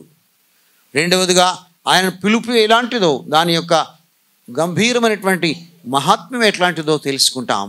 అందుని బట్టి నిరీక్షణ మనకు అర్థమయ్యేదిగా ఉంటుంది. మూడవదిగా ఆయన ప్రార్థన చేస్తున్న దానిలో ఆయన స్వాస్థ్యం యొక్క మహిమైశ్వర్యము పరిశుద్ధులలో ఎలాంటిదో మీరు తెలుసుకోవాలంటున్నాడు. ఒక స్వాస్థ్యముగా కనుకదండి ముందు భాగంలో తెలిపాడు. నిన్ను నన్ను అనగా సంఘాన్ని దేవుడు ఒక స్వాస్థ్యముగా ఆయన చూస్తుంటున్నాడు. అనగా ఆయన ఆస్తిగా, ఆయన ఇన్హెరిటెన్స్ అంటారు ఇంగ్లీష్, ఆయన ఆస్తిగా. పాత నిబంధనలో ఇశ్రాయేలు ప్రజలను స్వకీయ ప్రజలు అన్నాడు, స్వకీయ జనాంగం అన్నాడు, స్వకీయ సంపాద్యం. ఆయన సంపాదించుకున్నటువంటి ఆ సంపాదన స్వకీయమైనటువంటిది. క్రొత్త నిబంధనలో మనం ఎరుగుదాం పేతురు పలికే మాటలు, అవన్నీ ఇప్పుడు చెప్తే సమయం ఎక్కువ అవుతుంది కనుక నేను అవన్నీ మీకు జ్ఞాపకం చేయడం లేదు. పరిశుద్ధులలో ఆయన స్వాస్థ్యం కలిగి ఉన్నాడు. దాని యొక్క మహిమ ఐశ్వర్యం ఎట్టుదో అంటున్నాడు. ఇది ఎంతో గంభీరమైన మాట. అది మహిమతో కూడింది, అది ఎంతో ఐశ్వర్యం అంటున్నాడు. అది ఎంతో రిచ్నెస్ అనేది ఇంగ్లీష్లో చూస్తాం. ఈ పదాలు కదండి మన గ్రహింపుకు మించినటువంటి పదాలు. ఆయన మన యందు కలిగి ఉన్న స్వాస్థ్యం చూడండి ఏమంటున్నాడు, అది ఎట్టి మహిమ ఐశ్వర్యము కలదో. ఆయన ఎంత ఉన్నత కదండి ఎక్స్పెక్టేషన్ సంఘం ముందు కలిగి ఉన్నాడు అనే మాట ఇది మనకు తెలియచేస్తుంది. తర్వాత ఆయన క్రీస్తు నందు వినియోగపరిచిన బలాతిశయమును బట్టి అంటూ ఆయన చూపుచున్న శక్తి అంటున్నాడు. తర్వాత క్రీస్తును సమాధిలో నుండి లేపుటలో దేవుడు ఉపయోగించిన ఆ బలాతిశయం, అది ఎక్సీడింగ్లీ గ్రేట్ పవర్. ఆ బలములో అతి ఉన్నతమైనటువంటి స్థితిని ఈ మాట మనకు తెలియచేసేదిగా ఉంది. దానిని మీరు తెలుసుకోవాలంటున్నాడు. అది మన ఎడల కూడా చూపువాడుగా ఉన్నాడు అంటున్నాడు. ఆ బలాన్ని గురించి, ఆ శక్తిని గురించి 20 వచనం నుండి చివరి వరకు వివరిస్తూ ఉంటున్నాడు. ఆయన వివరిస్తూ చెప్తుంది ఏంటంటే, క్రీస్తు ప్రభువును దేవుడు హెచ్చించి సంఘమునకు శిరస్సుగా ఉంచాడని కదండి, సంఘాన్ని ఆయనకు ఒక శరీరముగా చేశాడని, సమస్తమును పూర్తిగా నింపుచున్న వాని సంపూర్ణతగా అది ఉన్నది అనే మాటలు ఈ భాగంలో వివరిస్తున్నాడు. ప్రియులారా, ఇవెంతో గంభీరమైనటువంటి భావాన్ని కలిగినటువంటి మాటలుగా ఉన్నాయి. ఒక్కొక్క దాన్ని మనం వివరించుకుంటూ పోతే మన ఎదుటిన్న సమయం కూడా మనకు సరిపోదు. 15వ వచనాన్ని చదువుదాం చూడండి. ఈ హేతువు చేత ప్రభు అయిన యేసునందలి మీ విశ్వాసమును గూర్చియు పరిశుద్ధులందరి ఎడల మీరు చూపుచున్న విశ్వాసమును గూర్చియు నేను వినినప్పటి నుండి మీ విషయమై మానక దేవునికి కృతజ్ఞతాస్తుతులు చెల్లించుచున్నాను. 3వ వచనం నుండి 14వ వచనం వరకు చాలా విషయాలు మనం విన్నాం. ఈ హేతువు చేత ప్రభు అయిన యేసునందలి విశ్వాసమును గూర్చి, ప్రభు అయిన యేసునందలి విశ్వాసము కలిగి ఉన్నారు. తర్వాత పరిశుద్ధులందరి ఎడల మీరు చూపుచున్న విశ్వాసం అనే మాట కింద అనేక ప్రాచీన ప్రతులలో ప్రేమను అని పాఠాంతరము. ఈ 3వ వచనం నుండి 14వ వచనం వరకు దేవుని యొద్ద నుండి మనము పొందిన లేక ఈ సంకల్పంలోనికి రావడానికి గల కారణం ఏంటి? ఒక మాటలో చెప్పాలి అంటే ఆయన ప్రేమ. ఇప్పుడు ఈ హేతువు చేత ఆయన ప్రేమను మనం అనుభవపూర్వకముగా అనుభవిస్తున్న హేతువు చేత పరిశుద్ధులందరి ఎడల మీరు చూపుచున్న కిందేమన్నాడు ప్రేమను. దేవుని యొద్ద నుండి మనం పొందిన ప్రేమ మనలో ప్రేమను ఉత్పత్తి చేయాలి. తోటి వారి ఎడల మనం ఏం చూపాలి? ప్రేమ చూపించాలి. ధర్మశాస్త్రం అంతా కూడా 2 ఆజ్ఞలలో ఉన్నదని ప్రభువైన యేసుక్రీస్తు వారు చెప్పాడు. ఒకటి, నీ దేవుడైన యెహోవాను నీ పూర్ణ హృదయంతోనూ నీ పూర్ణ ఆత్మతోనూ నీ పూర్ణ మనస్సుతోనూ ప్రేమింపవలను, నిన్ను వలె నీ పొరుగువానిని ప్రేమింపవలనన్నదియే అని అన్నాడు. కనుక దేవుని ఎడల మనం పొందిన ప్రేమ అపారమైనది, వెలకట్టలేనిది. దేవుని ప్రేమను గురించి ఒక భక్తుడు ఇలాగ రాశాడు. భూమి మీద ఉండే వృక్షాలన్నీ నరికి ఒక పెద్ద కలము తయారు చేసి, పెన్ను తయారు చేసి, సముద్రములో ఉండే నీరంతటిని సిరాగా, ఇంకులాగా తయారు చేసి, ఆకాశమంత కాగితం పైన, పేపర్ పైన దేవుని ప్రేమను గురించి వ్రాస్తే ఇంకా తరగదంట, అయిపోదంట. వృక్షాలన్నీ ఒక పెన్నులాగా చేసి, సముద్రపు నీళ్ళన్నీ ఇంకులాగా చేసి, ఆకాశం అంతా పేపర్ మీద రాస్తే ఇంకా దేవుని ప్రేమ తరగదంట. అంత ప్రేమను మనం అనుభవిస్తూ ఉన్నాము. కనుక ఆ ప్రేమలో నుండి ఏం పుట్టుద్ది? వ్యసనమా, ద్వేషము, అసూయ, పోటీతత్వం, కలహాలు. వీరులు ఏం పుట్టించిందంటే తోటి వారి ఎడల ప్రేమను పుట్టించింది. అది విన్నాడు పౌలు గారు. ఈ హేతువు చేత, దేవుని ప్రేమను మీరు అనుభవించుట చేత, మీరు కూడా ఒకరి ఎడల ఒకరు ప్రేమ కలిగి ఉన్నారు. అందును బట్టి నేను దేవునికి కృతజ్ఞతాస్తుతులు చెల్లించుచున్నాను. దేనిని బట్టి? ప్రేమను బట్టి, మీరు కలిగి ఉన్న ప్రేమను బట్టి. ఆ సంగతి వరకు మనసులో అలాగ ఉంచుకుందాం. 17వ వచనం చదువుతున్నాను చూడండి. మరియు మీ మనోనేత్రములు వెలిగింపబడినందున. ఇప్పుడు మన యొక్క గొప్ప ధన్యత మనకు కలిగింది. దేవుని దాసులు హేవడరాజన్న గారు చాలా స్పష్టంగా వివరించారు. మీ మనోనేత్రములు వెలిగింపబడినందున. ఎవరి మనోనేత్రములు? ఎవరైతే ప్రభువైన యేసుక్రీస్తు వారిని సొంత రక్షకునిగా అంగీకరించి రక్షింపబడి పాప క్షమాపణ పొంది తిరిగి జన్మించిన అనుభవం కలిగిన వారుగా ఉన్నారో వారు మనోనేత్రములు వెలిగింపబడిన వారు అని అర్థం. లోకంలో ఉన్నటువంటి వారు మనోనేత్రములు వెలిగింపబడలేదు. ఆ మనోనేత్రములు వెలిగింపబడుటను గురించి ఒక్క మాట చదువుదాం చూడండి. కొరింథీయులకు రాసినటువంటి 2వ పత్రిక 4వ అధ్యాయము 4వ వచనం చదువుతున్నాను చూడండి. కొరింథీ 2వ పత్రిక 4:4. దేవుని స్వరూపి అయ్యున్న క్రీస్తు మహిమను కనపరుచు సువార్త ప్రకాశము వారికి ప్రకాశింపకుండు నిమిత్తము ఈ యుగ సంబంధమైన దేవత అవిశ్వాసులైన వారి మనోనేత్రములకు గ్రుడ్డితనము కలుగా చేసెను.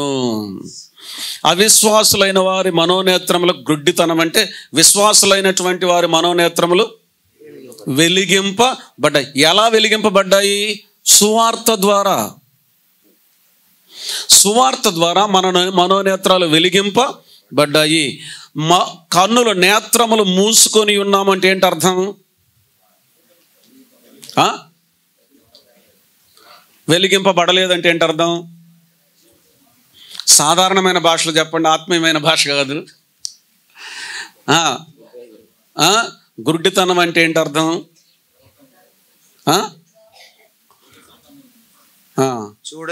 చూడలేక కనపట్టలేదు. ఏం మనకి మనోనేత్రములకు ఈ భౌతికమైన నేత్రాలకు కాదు, మనోనేత్రాలకు గుడ్డితనం కలిగితే ఏమవుతుంది? చూడలేరు, కనిపించదు. ఇప్పుడు మనోనేత్రాలు వెలిగింపబడ్డాయి అంటే ఇప్పుడు ఏం జరిగింది? చూస్తున్నాం లేదా? చూస్తూ ఉన్నాము. ఎవరిని చూస్తున్నాము తర్వాత మనం చదువుతాం. దేవుడు కనిపించటము లేదు. కనపడకపోతే ఎలా తిరుగుతారు చెప్పండి? తిరుగుతారు, తడవలాడుతూ తిరుగుతారు. అపోస్తుల కార్యం గ్రంథం 17వ అధ్యాయంలో ఉంది.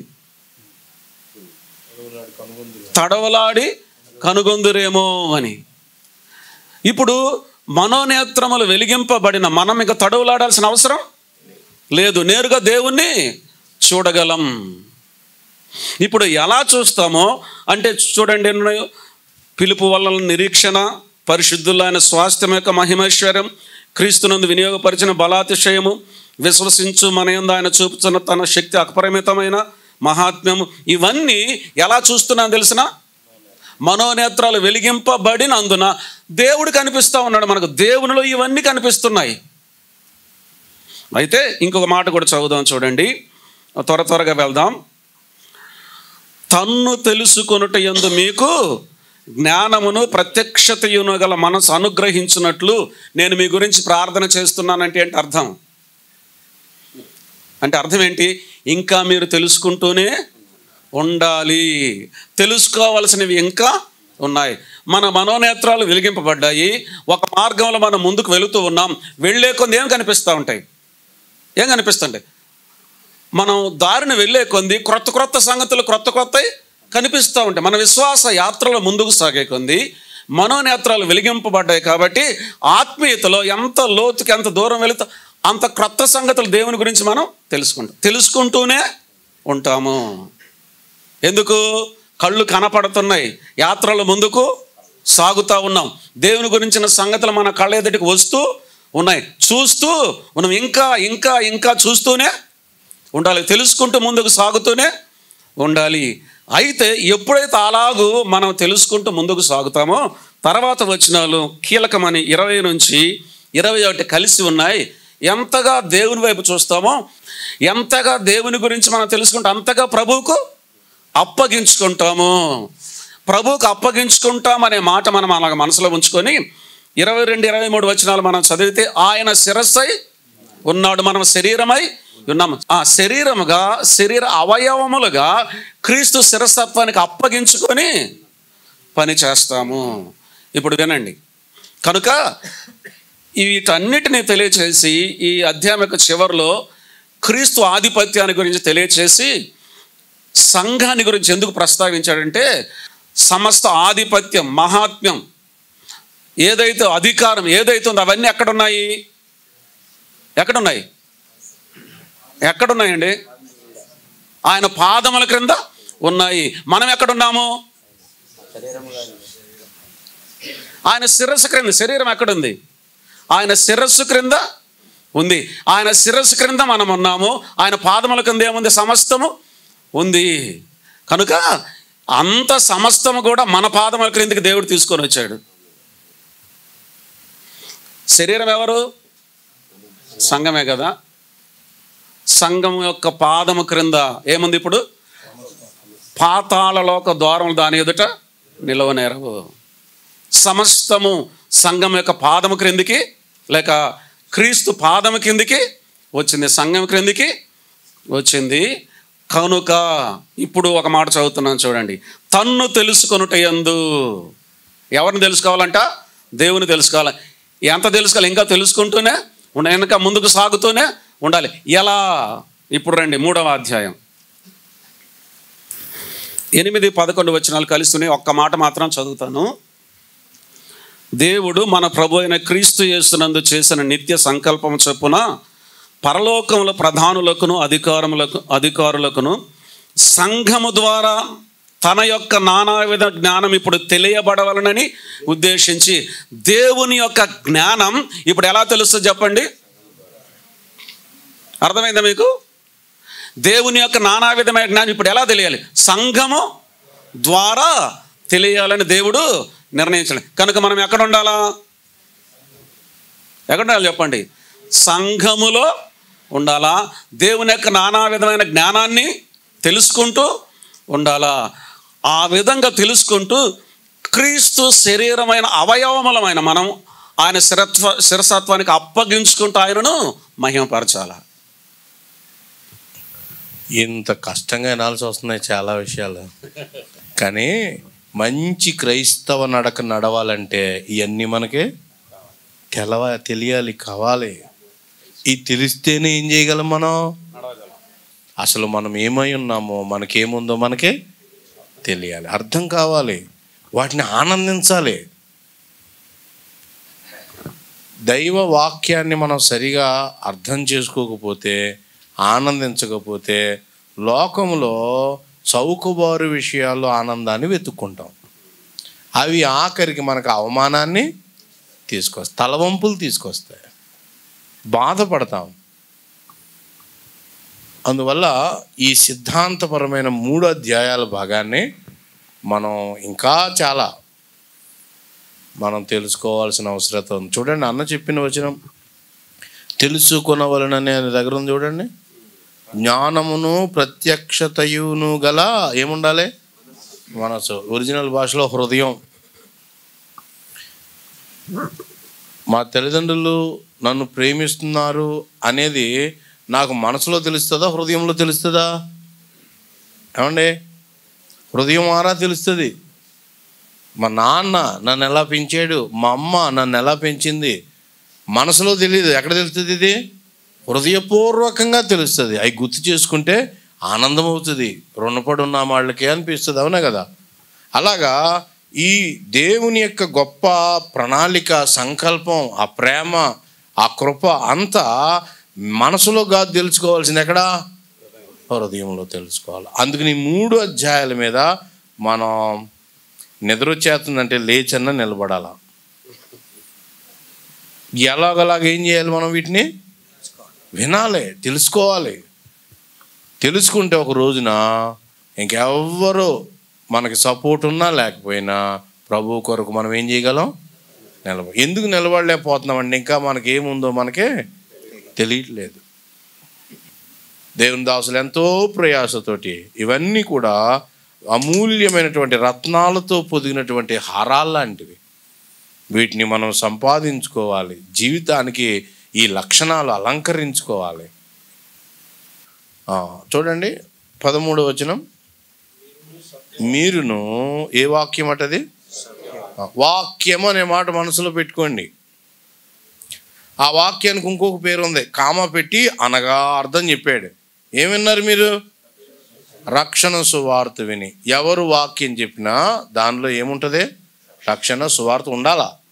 అలా కాకుండా ఇజ్రాయేలు ఈ జ్ఞానం ఆ జ్ఞానం చెప్పే వాళ్ళు ఉంటారు, దానిలో బైబిలే వాడుతున్నారు కానీ ఏం లేదు, దానిలో రక్షణ సువార్త లేదు. మా దగ్గర జ్ఞానం ఉంది, ఆత్మీయమైన జ్ఞానం ఉంది అంటా ఉంటారు ఏవేవో. కానీ దేవుని వాక్యం ద్వారా ఒక పాపికి కలిగే మొదటి ఆశీర్వాదం ఏంటంటే ఆ వాక్యం ద్వారా ఏ సువార్త వస్తుంది? రక్షణ సువార్త. రక్షణ సువార్త విని అన్నాడు. సువార్తను ఏం చేయాలట? విని. ఆ మాట వినాలి.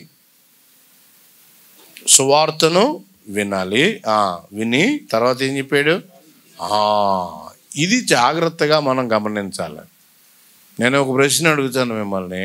మీరు చాలా సువార్త వింటున్నారు, చాలాసార్లు వింటున్నారు. ఎప్పుడు విశ్వాసం ఉంచారు అంటే చెప్పగలరా? చెప్పగలరా? చెప్పలేని వాళ్ళందరూ ప్రమాదంలో ఉన్నారు. ఎందుకో తెలుసా? అప్పుడే మీకు ముద్ర పడింది. అర్థమైందా? మీరు ఎప్పుడైతే విశ్వాసం ఉంచారో పరిశుద్ధాత్మని ముద్ర ఎప్పుడు పడింది? మరి అది గుర్తుపెట్టుకోవాలి కదా. ఎందుకు గుర్తుపెట్టుకోవాలంటే ఆలకెళ్ళకి చెప్తాను కాదు, జరిగిందని తెలాలి కదా మనకే. నాకు తెలియాలి కదా. నువ్వు ఎప్పుడు రక్షించబడ్డావంటే అదే అండి అంటున్నావు అంటే చాలా ప్రమాదం. రక్షించబడ్డావా అని అంటే కొంతమంది ఏమంటారంటే బాప్తీసం ఇంకా తీసుకోలేదండి, లేదా బాప్తీసం తీసుకునే డేట్ చెప్తుంటారు. ఇది చాలా ప్రమాదం. రక్షణ సువార్త ఏం చేయాలి? వినాలి. విని ఏం చేయాలి? బైబిల్ అంతా ఎతకండి. ఇదే పద్ధతి, మరొకటి లేనే లేదు. విశ్వాసం ఉంచాలా. విశ్వాసం ఉంచడం అంటే ఏంటి? ఊరకనే యేసు ప్రభు దేవుడు, ఆయన అద్భుతాలు చేశాడు, ఇదంతా తెలిస్తే విశ్వాసం ఉంచినట్ట? ఇప్పుడు చాలామంది అవన్నీ తెలిస్తే విశ్వాసం ఉంచామనుకుంటున్నారు. నయాగరా జలపాతం మీద ఒక ఆయన తాడు కట్టాడట. చాలా ఎత్తుగా ఉంటుంది అది. తాడు కట్టి ఆ మెజిషియన్ ఇటువైపు నుంచి అటువైపుకి వెళ్తాను, మీలో ఎంతమంది నమ్ముతున్నారు అన్నాడట. మేము నమ్ముతున్నాం అని కేకలు వేసారట, చప్పట్లు కొట్టారు, విజిల్స్ వేసారు. ఆ మెజిషియన్ పైకి వెళ్ళాడు, అటువైపుకి వెళ్ళాడు, మళ్ళీ అటువైపు నుంచి ఇటువైపుకి వచ్చాడు, చప్పట్లు కొట్టారు ఓరున. మళ్ళా ఒక చిన్న ఏకచక్రం ఉన్న తొట్టు లాంటిది దాని మీద ఇట్టాడు. బ్యాలెన్స్ చేయడం చాలా కష్టం. ఇప్పుడు నేను దీని మీద నుంచి అటువైపు నుంచి ఇటువైపుకి వెళ్తాను, నమ్ముతున్నారంటే అందరూ నమ్మారు. పోతే పేనం ఆడిదే కదా, దాని పెద్ద ఖర్చు ఏముందండి. చప్పట్లు కొట్టారు. ఈయన ఎక్కాడు, మొత్తం అటువైపు నుంచి ఇటువైపుకి వచ్చాడు. ఈ రెండాళ్ళకి నమ్ముతున్నారంటే ఏమన్నారు వాళ్ళు? నమ్ముతున్నాం అన్నారు. ఇప్పుడు అన్నాడు, నేను ఇదే వీల్ బారో మీద మళ్ళీ అటేపుకి వెళ్ళి ఇటేపుకి వస్తాను, మీలో ఎవడైనా వస్తే నేను మెడ మీద కూర్చోబెట్టుకుని తీసుకెళ్తాను, నమ్ముతున్నారా అన్నాడు. ఎవడు నమ్ముతాడండి? ఏం చేయట్లేదు వాళ్ళు. యేసుక్రీస్తు ప్రభువుకి నీ మెడ వంచి టోటల్గా సరెండర్ అయినటువంటి ఆ సమయము, దాన్ని ఏమంటున్నాము? విశ్వాసం ఉంచుట. విశ్వాసం ఉంచుట. విశ్వసించి ఇంకేమన్నాడు? వాగ్దానము చేయబడిన ఆత్మ చేత ఏం చేయబడ్డారు? ముద్రించబడ్డారు. చర్చికి వచ్చేవాళ్ళే కానీ పరలోకం వెళ్తారా అని అంటే కొంచెం అనుమానం అండి అంటారు. నేను ఒక సందర్భం గుర్తు చేస్తాను. డీటెయిల్స్ అన్నీ అవసరం లేదు, కానీ ఒక్క ముక్క కావాలి దానిలో మనకే, అందుకని అక్కడికి వెళ్తాం. ఓకే, చూడండి, అంత మనం చదవం కూడా. ఆది కాండంలోకి రండి. ఈ ముద్ర ఏంటి? 38లో యోధా జీవితంలో ఒక విషాదకరమైన సంఘటన జరిగింది, అది చదువుతాం. ఓకే, మీరు ఇంటికి వెళ్ళాక చదువుకోండి. అయితే అతడు తామారు దగ్గర ఏమేం పెట్టాడు చూడండి. ఎన్నో వచనం? 18వ వచనం చూడండి. అతడు నీ ఏమి కుదువ పెట్టవాలని అడిగినప్పుడు ఆమె, గుర్తుపెట్టుకోండి, నీ ముద్ర, దాని దారం, నీ చేతి కర్ర అని చెప్పినప్పుడు ఆమెకి ఇచ్చేసాడు. ఆమె ఒక వేశ్య అనుకున్నాడు అంతే, తామారు అనుకోలేదు. ఆ 3 అక్కడ పెట్టేసి వెళ్ళిపోయాడు. తర్వాత మేకపిల్లని పంపిస్తానన్నాడు. మేకపిల్ల ఇచ్చేసి ఈ ముద్ర, ఈ దారం, ఇంకోటి ఏంటి, చేతికర్ర తెచ్చుకోవాలా. ఓకే, సో తర్వాత అవేమి అక్కడ లేవు. ఈ లోపల తన కోడలు గర్భవతి అయిందని తెలిసి యోధ ఆమె పట్ల సీరియస్ అయ్యాడు. 20 మీరు అంతా చదువుకుని నేను వివరించను.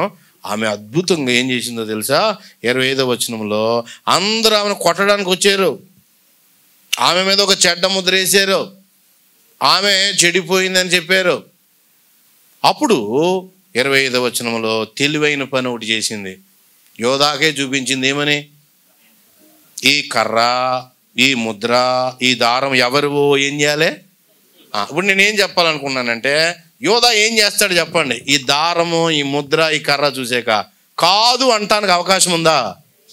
ముద్ర అంటే అర్థం అది. ఆ సందర్భం అంతా మర్చిపోయింది ఏం జరిగిందో, అది అవసరం లేదు. కాదు అంటానికి వీలు లేదు అని చెప్పడానికి ముద్ర యొక్క అర్థం అర్థమైందా?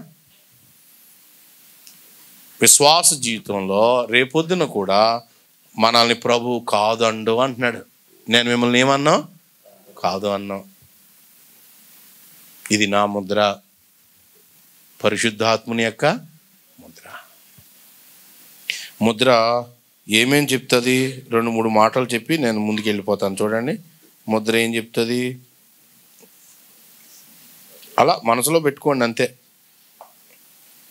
ఒకటి, ఎటర్నల్ సెక్యూరిటీ, నిత్యమైన భద్రత.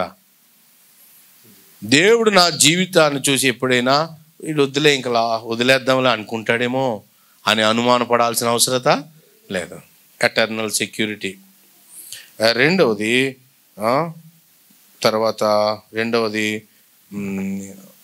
అప్రూవల్, ఆమోదం.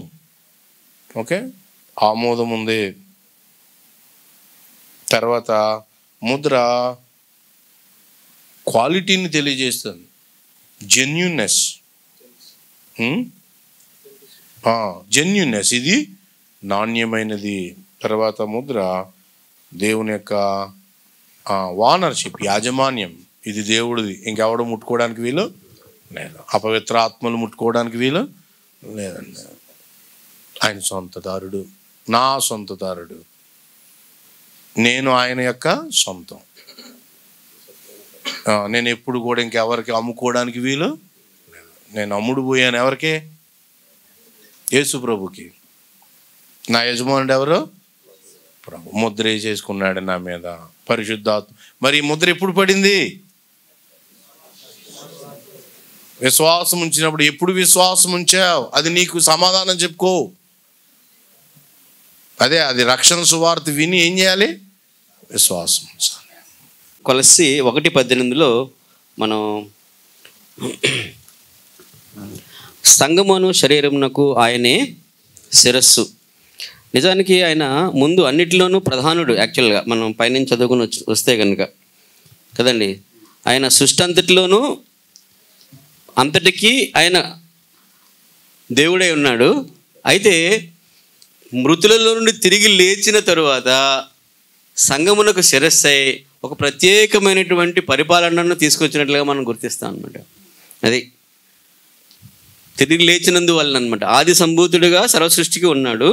అయితే ఆయన తిరిగి లేచినందువలన 18వ వచనంలో కూడా 2 సార్లు ఆది సంభూతుడు ఉంది ఇందులో కదండి. 15లో ఒకసారి, 18లో ఒకసారి. ఏం చదువుతున్నాను?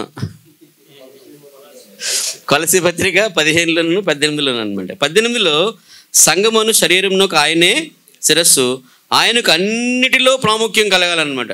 అన్నిటిలో, కొన్నిటిలో కాదు, అన్నిటిలో ప్రాముఖ్యత కలుగు నిమిత్తము ఆయన ఆది అయి ఉండి మృతుల్లో నుండి లేచుట్లో ఆది.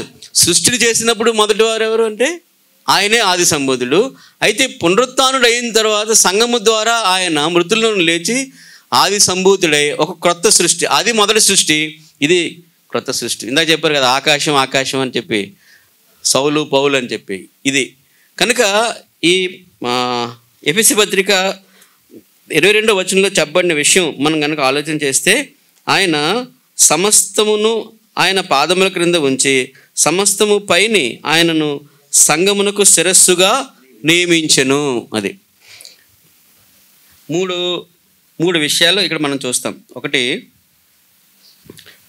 పాదము, శిరస్సు కదా. పాదం అంటే శరీరమేనా?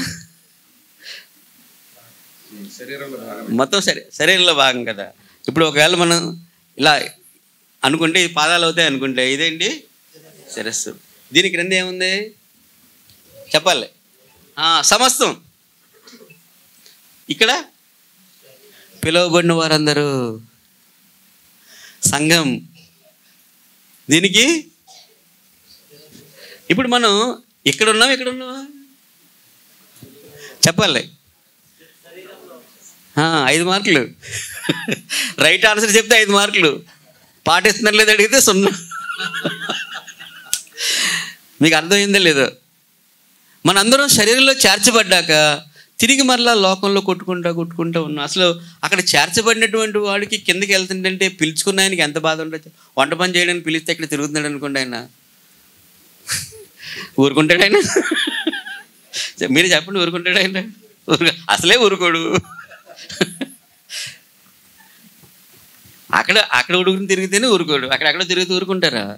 అది పాదముల కింద తిరిగితే ఎలా మనం లోకంలోకి వెళ్ళిపోయి ఉంటున్నాం. మనం ఎంత విచారం సరిచో మీరే చెప్పండి. ప్రతి సమయంలో కూడా శిరస్సుకు మనం ఆధిక్యత ఇవ్వవలసింది పోయి వెళ్ళి మా శిరస్సు వాళ్ళు ఏం అవ్వట్లేదండి అన్నట్టుగా ఉంది. ఇది ప్రభువుకు దుఃఖం కదండి? చెప్పండి, దుఃఖం కదా? ఒకసారి మనల్ని మనం పరిశీలించుకోవాల్సిన అవసరం ఉంది.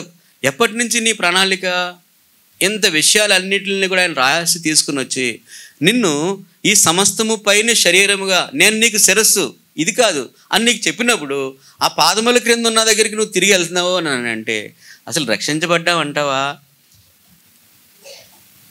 అనే సంశయం కలుగుతుందన్నమాట. ప్రభు మనకి ఇదే జ్ఞానము ప్రత్యక్షత గల మనస్సు అనుగ్రహించడం అని అంటే, ప్రభు మనకి ఆ ప్రత్యక్షత, జ్ఞానమును ప్రత్యక్షత గల మనస్సు దయచేయాలన్నమాట. ఇవి పరలోకపు ఆశీర్వాదాలు. ఇప్పుడు ఇందులో భాగమై ఉన్నాం అని మనం అనుకున్నప్పుడు, శరీరంలో భాగమై ఉన్నాం అని అనుకున్నప్పుడు అదేంటి అని అంటే అది పరలోకపు ఆశీర్వాదం అనమాట. లోకానికి తెలియనిది, ఎంత చెప్పినా అర్థం కానిది, శిరస్సుగా నియమించినటువంటి వివరాలు ఇప్పుడు మనం నెమ్మదిగా 2వ అధ్యాయంలోనికి వెళ్ళబోతాం అనమాట. ఇప్పుడు ఎంత సంకల్పించి మన కొరకు ఇవ్వబడినటువంటి ఆ గొప్ప ప్రార్థనా శక్తితో మనం 2వ అధ్యాయంలో నుంచి మనం నెమ్మదిగా ఈ సంఘము యొక్క విశేషతలు, లేక ఈ సంఘం ఏ విధంగా పరిపాలన చేస్తుంది, ఏ విధంగా ఉండబోతుంది అనే విషయాలు మనం 2వ అధ్యాయంలోనికి వెళ్ళబోతాం అనమాట. సో ఆ విషయాలు మనం దేవుని చిత్తమైతే తర్వాత మనం చూస్తాం అనమాట.